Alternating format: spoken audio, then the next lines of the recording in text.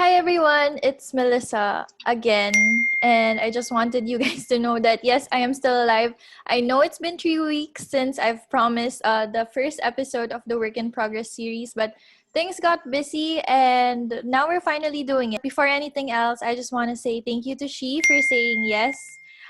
She did not know what she said yes to, but I'm really glad she's still doing this with me. You know, we had such a long time actually figuring out how to just do the setup of this, and yeah, I'm just really glad she's still here. Buta na lang. So thank you, She. And second, touching on our topic real quick for today. So ever since I shared the first video, I've been getting a lot of messages from you guys saying how relatable it was. And there were some interesting questions around dealing with the crisis, especially, after graduating. And that's why it's today's topic, because more often than not, or graduating or not, we all have experienced these crises, but we really don't talk about it. Personally, I've been through a lot last year, and I started reflecting and na-realize ko kasama ko si She throughout those crises. So hopefully today, we get to share with you our experiences and what we've learned through it. But you should know we're not experts as well, and we just want to we still go through these things, and we just want to share it with you guys. Also know that it's perfectly normal and it's part of growing up. And with that said, let She do the talking now, so let's go. Yes, hello everyone. Hello to the family.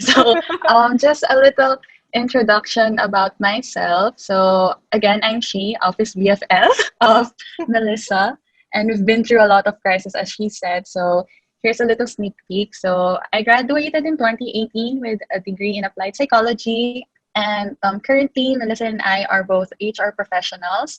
And on a personal note, I enjoy the outdoors, but at the moment, please stay at home. And also anything creative. So that's me. That's a bit of me. So maybe we can start. Just a little disclaimer that I'll be sharing, and maybe Melissa can share as well, our personal experiences. So gusto lang namin i-reiterate na hindi po kami experts or life coach, and we're just Yes. trying to be as insightful as we can. And yon, parang share our personal experiences. Yun lang. So, crisis number one is the fresh graduate anxieties. So, of course, as fresh grad, sobrang optimistic natin, ganon, idealistic that opportunities will pop up talaga here and there for us, or job offers will come at our way, parang ganon. So basically, everyone is telling us that the world is our oyster.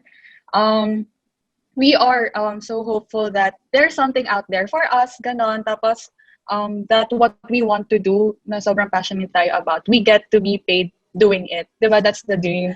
Grabe. Tapos, we really think na, well, for me, parang after graduation, parang sabi ko, okay, everything will go smoothly from here because I have my diploma na, I have my degree, ganyan, ganyan. So, especially if you graduated from the top universities, quote unquote, ganon. So basically, we were told that college degrees will land us good paying jobs. So, ayun, mapapaisip ka na lang na, oh, may degree na ako, ganyan-ganyan. How come yung wala pa akong job offer and all, ganyan-ganyan. I've been applying, applying and going to interviews, ganyan-ganyan. Tapos you're repeatedly answering interview questions, yung how do you see yourself in 5 years, ganun. I don't know if recruiters still use that, pero ganun. Tapos, rejections come, ganon. Parang after all those trial, rejections come, ganon.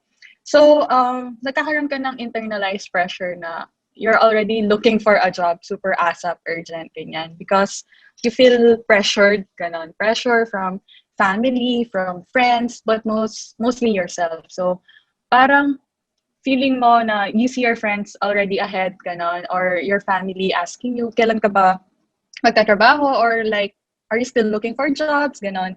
So, yun, you're already on your maybe third job application, and your friends are already blossoming in their own careers, parang ganon. So, um, yun, parang nagkakaroon ka ng their achievements or their progression, sobrang, yun na yung naging focus mo.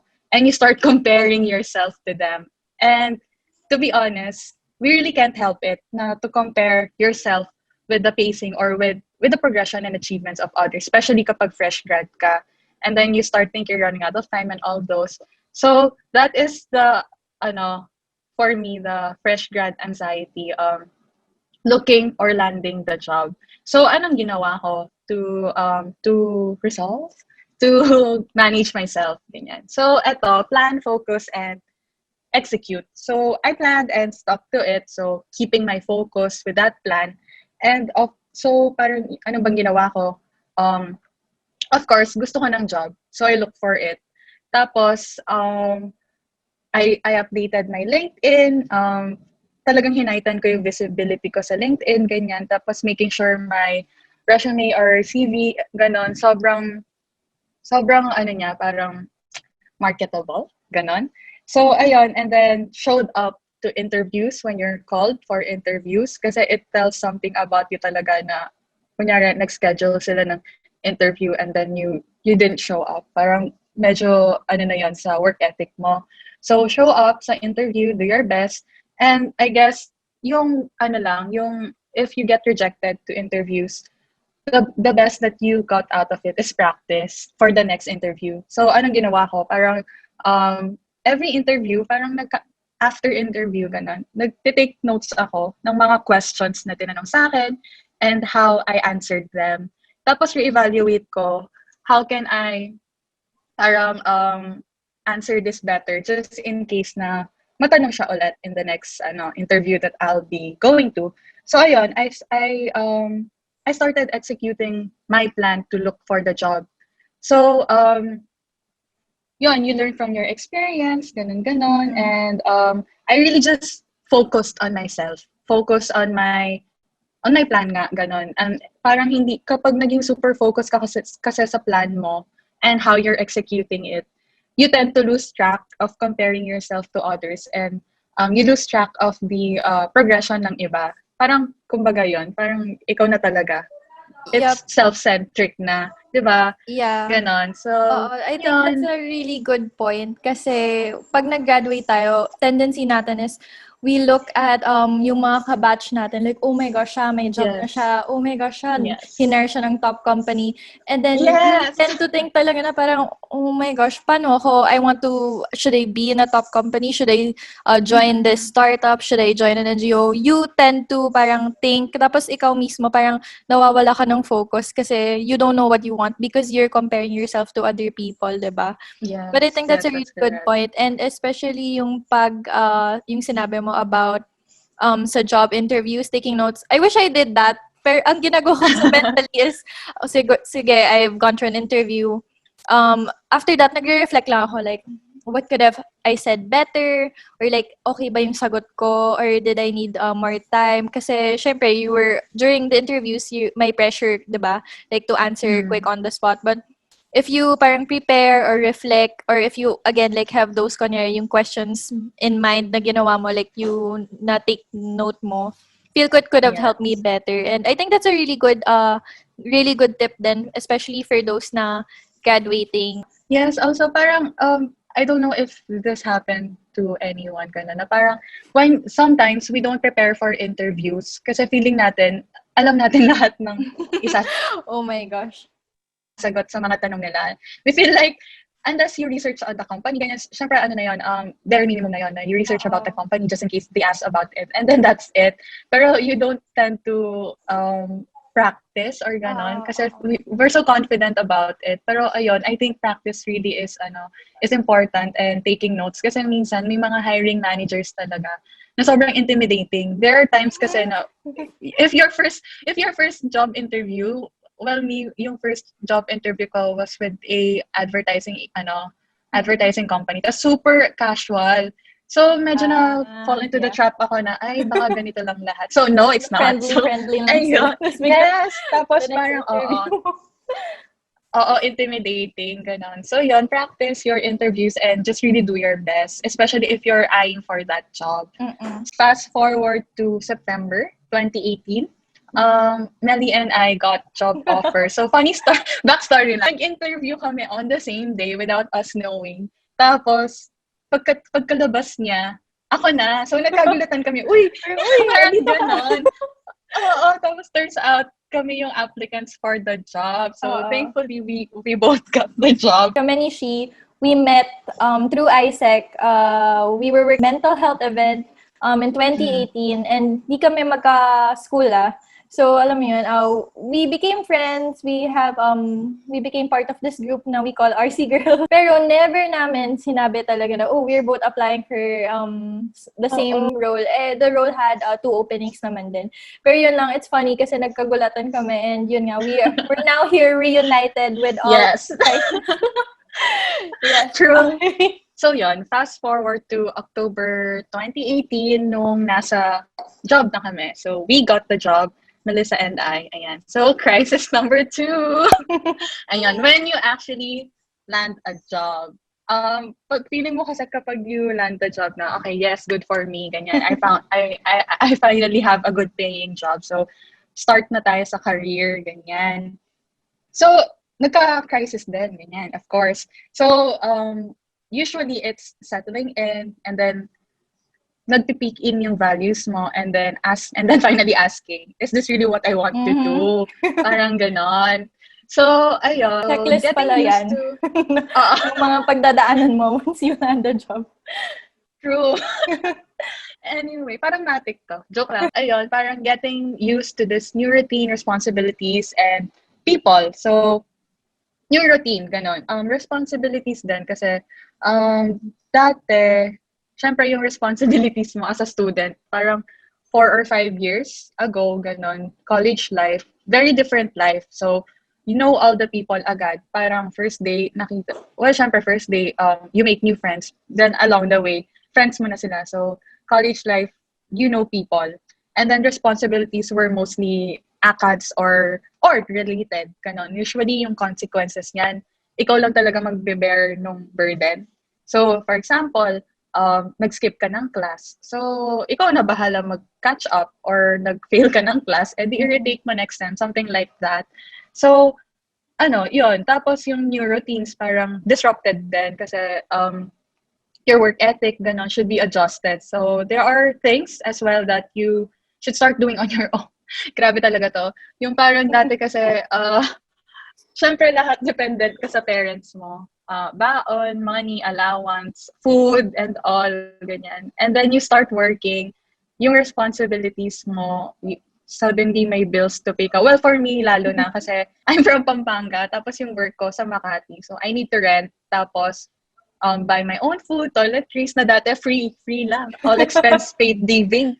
Tapos, nung nagka-job ka, yun, yung bills to pay na, ganyan. And then, consequences din sa job and responsibilities. Parang mataas yung impact. Kasi yung responsibility sa'yo naka-entrust. So, pwedeng mangyari na kapag nag-fail ka, isang business yung maapektuhan. Parang ganon. So, outside na talaga sa'yo yung consequences. May part na outside sa'yo yung consequences. I feel like everyone will need to go through that period na adjustment, na transition from being a college student to being a working person, ganon. A working girl, ganon. Feeling ko talaga, I swear, everyone will need to go through that. So, don't be too hard on yourself, ganon. Kasi, personally, ako, feeling ko, I became hard on myself na nagsaset ako ng hard targets, pero deep inside, alam ko, nagta-transition pa ako or nag-a-adjust pa ako. So, resilience talaga is key, lalo na sa first month mo, ganon. So, ayun, maybe 2 or 3 months into working, tapos talagang alam mo na yung process mo or alam mo na yung ginagawa mo sa job kasi on-seat ka na, ganyan. So, nagkaroon ng time that I had a dilemma. So, I guess this is my major crisis noon na idealism versus practicality. I guess it stems from being a working class. Tapos, social science graduate pa ako na dapat serve the people, ganon. Serve the people and do things outside of yourself, ganyan. Tapos parang you started thinking, ano ginagawa ko sa corporate, ganon. Dapat nasa development sector ako, ganon. But then deep inside, as a working class, I know that being maybe in the development sector will not pay the bills or will not help me start talaga parang start in my career. So lucky are those talaga na pursuing their passion and all. So yun, dahil doon, nagka-domino effect siya na am I parang Sorry. what am I doing? The Funny. meme, no? Parang nag-domino effect siya na gusto ko ba talaga tong ginagawa ko? Ganon. So, ayun, parang ako kasi psych graduate ako. Parang gusto ko, I want to be in the development sector, especially in mental health field. So, ayun, crisis talaga to. Grabe. Kasi I feel like I'm not doing what I'm supposed to do as a psychology graduate and as a social science graduate, mga ganon. So, parang yung nangyari na lang dito is change of mindset. So, paano ba to na-resolve? Paano ko ba to na-overcome? Ganon. Leverage, change of mindset. Parang yung naging mindset ko na lang noon at that time is, okay, work on this muna. Parang leverage on everything sa situation mo. So, leverage on the pay that you get. Leverage on the learn as much as you can, upskill as much as you can, tapos network as much as you can. So, really, leveraging on what you currently have. So, para ma-back up ka in case na you finally know what you're gonna do. So, maximize mo na lang what you have right now so that kapag super clear na sa'yo what you want, you have the resources, meron kang panglaban, kumbaga. So, leverage on as much as you can until such time that you can finally do what you want or pursue what you really want. So, timing is critical. So, again, planning is also, and most importantly, I guess, discipline. Tapos parang, yun, ripple effect kasi talaga tong natin. So, yun, it change in mindset, and then, yun, parang really leverage on what you really on what you currently have for you to parang back you up, mga ganon. So that's the second crisis. I think also to add, anong tawag dito, just because you're not pursuing your passion now doesn't mean, sa work setting, that doesn't mean na you can't do it outside work. Like, alam mo yun, like, yes. you can still, I know a lot of people na they have ang tawag doon, 8 to 5 job. Outside, doon nila pinapursue passion nila. Feel ko this resonates with me so much kasi this crisis did not happen din sa akin like overnight. Parang long-term siya na nararamdaman mo. And to be honest, it's hard kasi it will drag you sa work, diba? Like parang feeling mo talaga you're not supposed to be here, ganun, while you do the request ng mga requesters. Parang nope, not supposed to be here. Parang ginagawa mo yung job mo, it's dragging, to be honest. Pero yes, ganun talaga. And I guess like yung way din pag-cope up ko is taking in everything I can learn while I'm here at my job right now, and then using it outside kasi this doesn't mean na hindi din valuable tong mga ginagawa mo now or what you're learning now. Teammate, I guess. She does her job so well because she knows that it can fund her passion. So parang super thankful siya with her job. Tapos because she knows na it's gonna be used yung time niya dito. It's gonna be used for something meaningful and close to her heart. So, as in, parang, wow, doon ako napaisip na, yes, you just really find meaning sa ginagawa mo ngayon. Otherwise, kasi you will really despise your work. Nagkaroon na kami ng moment pa gano'n na everyday, parang, ayoko na, gano'n. Uwian na ba? Or like, parang, kakapasok lang na, uy, tara, coffee. Uy, tara, JJ. Ganyan. Grabe. Just to dodge responsibilities. Yes. Sorry, Buster. Just absorb the moment, what you currently have talaga. And then, of course, it's really good thing na you get to do this while figuring out what you really want. And syempre ngayon, kung feeling mo this is not where you see yourself in 3 years or 2 years or maybe even 6 months, ganyan, at least you know what you don't like. Ganon. Road to figuring out, parang nagka-cancel out na yung mga, okay, eto pala hindi ko gusto. At least na kumukonti, nagna-narrow yung choices mo na ano ba talagang gusto mo. Or third crisis, moving forward. Yeah, but I can't believe leading us. I can't believe lang we dodged the second crisis. Siguro dapat, alam mo yun, like dapat by that time, ayaw na ayaw na natin. Oo, as in, We're still here! may, Oh my gosh! feeling ko, as in, resign na tayo. Resignation letter, tapos nasa office kami, nag-go through ng I LinkedIn. know! Oh my And yun, gosh! But we so dodged yun, that just find one. meaning. Grabe. Yes, yes. Just find meaning and leverage, ganon. So yan, eto na yung another domino effect of crisis number 2. Ano siya eh, loophole ata siya, ewan ko. Ganyan. So crisis number 3 is, what comes next? Ganyan. So, a year, a year ba? A year and 2 months into my previous role, yon, crisis number 2 yon. So I was feeling that I was not, it's not something I wanted to do in the longer term. Parang ganun. Parang 1 year, 2 months na ako sa job. Parang nagiging dragging na talaga siya. Tapos parang hindi na, dati, tinatry ko mag-find ng meaning. Tapos there came a point na wala na talaga. Parang internal meaning for the job.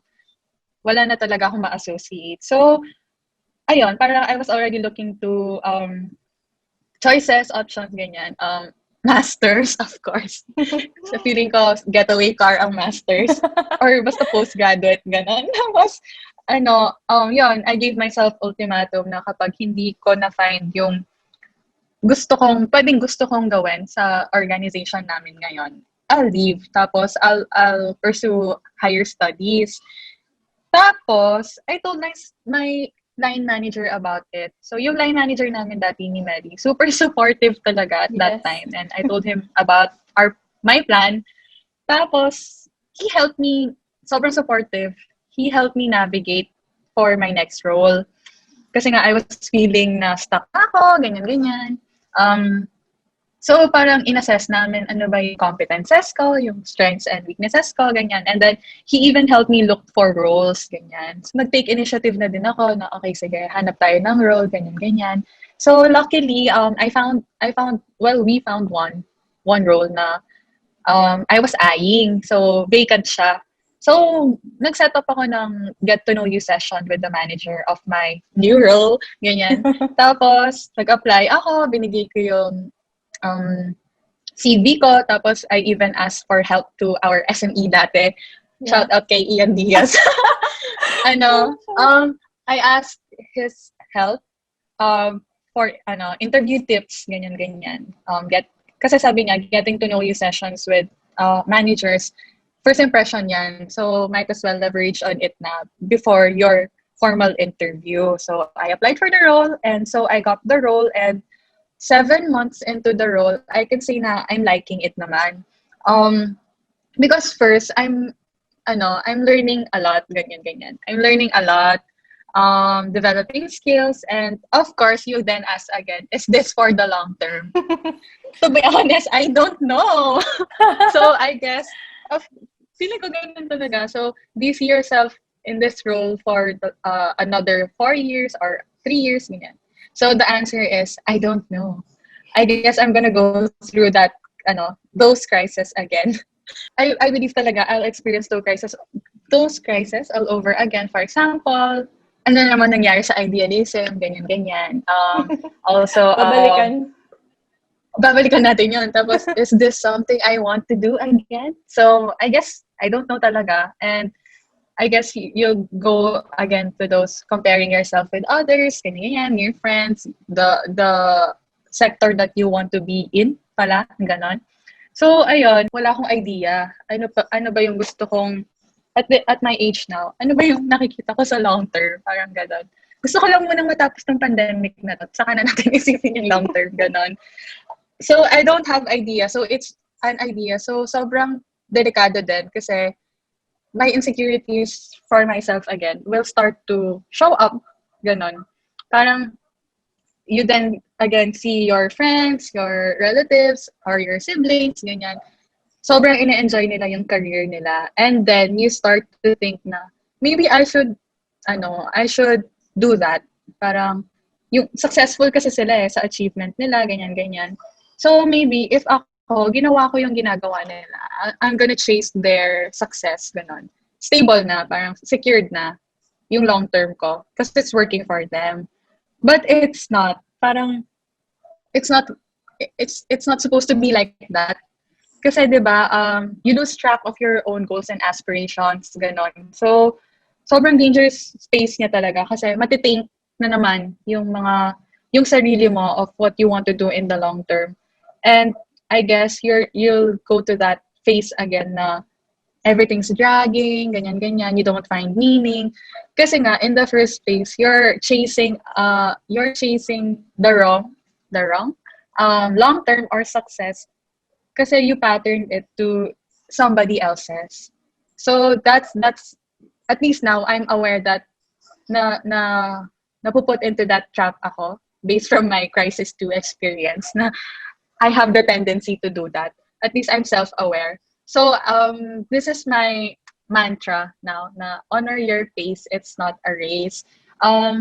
So when I start being insecure again, ganon, na parang, okay, eto na lang, I'll go through this track because I'll be successful here. Ganon. I remind myself na, oh no, you have your own goals and aspirations. Hindi ganon itsura ng, hindi nakamold yung gusto kong gawin doon. So I just need to refocus and then honor my pace on it na parang executing my plans, ganon. You honor your timing, ganon. Kasi it's really not a race. Kasi parang feeling kasi natin as millennials ba tayo? Anyway, as working people, young adults, ganon.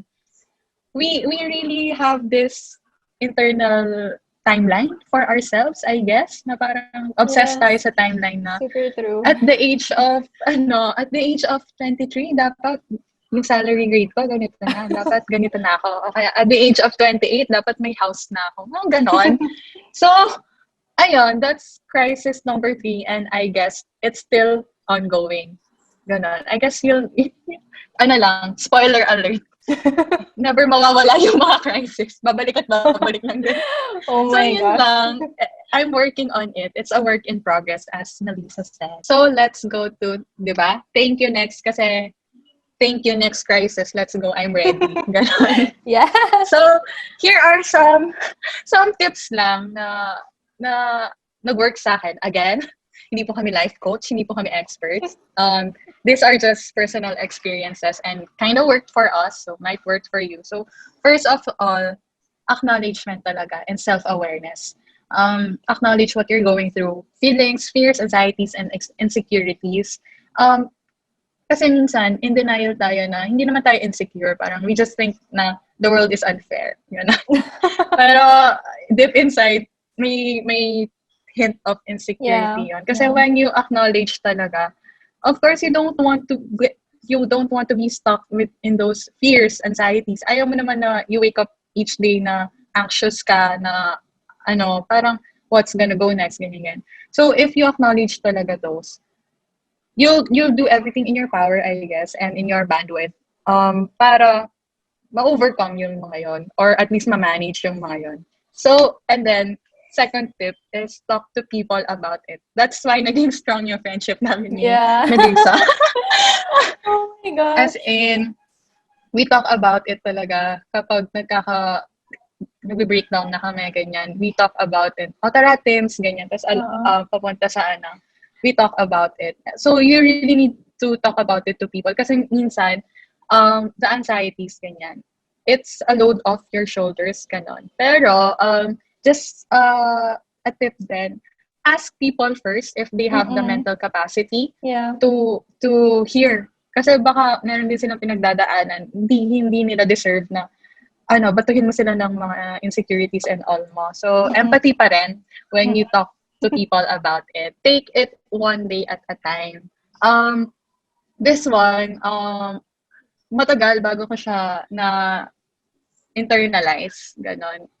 I guess it comes with the fast-changing world then. You have to adapt sa fast-changing world. But then, you come to realize na you need to focus on the how and the why instead of the when. Kasi, talaga, mapapressure ka lang talaga. Tapos, you might take shortcuts. Tapos, you might even settle for goals that parang okay na to, pero alam mo sa sarili mo na you're bound for something else. So that's why you need to take it one day at a time. Ay, ito pala yun. So focusing on the how and the why and than the when. So last is try. As I've mentioned earlier, kapag nagtatry ka kasi ng new things, if an opportunity came up to you, grab it. Kasi wala namang mawawala eh. Mag-try ka naman eh. So you even gain something from it. So you either gain experience, learnings, and most importantly, knowing what you don't like, as I mentioned earlier. Yon. So it's really good to try. Be fearless in trying kasi seriously, you have nothing to lose. So yun lang yung mga tips ko for for crisis management. Yes. But then again, I don't know though, I'm just saying. Thank you so much, She, for sharing your story and insights, of course. Favorite ko actually yung slide before this one, which is yung thank you next. Crisis will always come and go, and sometimes, you're never really done with it eh. Diba? Wala, nakakatuwa lang na I like that you laid it down here. These are not, yun nga sinabi mo, hindi naman expert tips. But, hindi sila professional, Hindi naman, pero alam mo yun, like, it's a good starting point. All those you've said na to acknowledge what you go through, try talking about it with your friends. Take it one day at a time. Really, I know everyone also lives, we love to live fast-paced. Nakakalimutan natin yung progress natin and we forget to honor it. But I'm glad na, you also put that there. And focus also on the how and why. Hindi ka mapapagod, diba? Like, hindi ka talagang, because you believe in your how and the why and your why, you don't get tired facing all these rejections, these crises. And I guess I really love that point as well. So thank you again for sharing your stories and insights. Please don't come at me, Char. Please at Hannah Sanchez for any job. I hope everyone found this helpful or entertaining. Just at least this concludes our first episode. Yes. Good. And finally, after how many trials? Thank you everyone for watching. Thank you. Please bear in mind crisis come and go. Yes. Okay, yun lang. Thanks guys and bye-bye. We'll see you in the next episode. Bye-bye.